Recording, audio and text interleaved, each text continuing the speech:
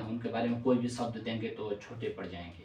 वो कहते थे कि आत्मज्ञान का इतना ही अर्थ है कि जैसे कोई इंसान आंखें बंद करके बैठता है और दूसरा आंखें खोल के, बस। तो अगर आप आंखें खोल के बैठ गए तो आप आत्मज्ञानी हो गए।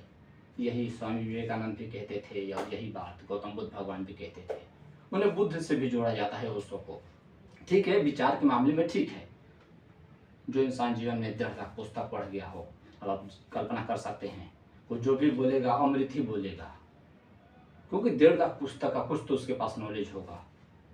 अगर उसके पास नॉलेज पढ़ने के बाद भी नहीं है तो फिर वो पढ़ता ही नहीं।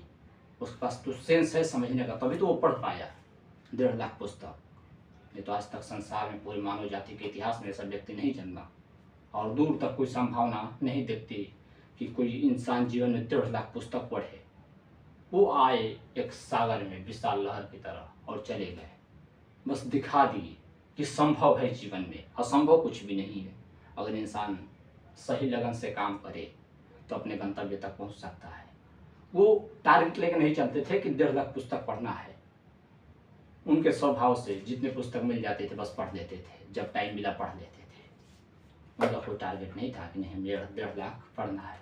वो सत्य की खोज पे थे, मुझे सत्य जानना है जीवन में। और वो कहते थे कि ईश्वर तो हर तरफ बरस रहा, बस तुम्हें देखने की जरूरत है। ईश्वर कहाँ पे नहीं है, यहाँ पे ईश्वर है। आप भी मानते हो कि कड़ में ईश्वर है, लेकिन फिर भी कहीं पे बना लिए हो कि नहीं परमात्मा मंदिर में मिलेगा, मस्जिद में मिलेगा। इस धरती पे वो कहते थे कि इस धरती पे हिंदुओं के मंदिर है, मुसलमानों के मंदिर है, जैनों के मंदिर है, बौद्धों के मंदिर है।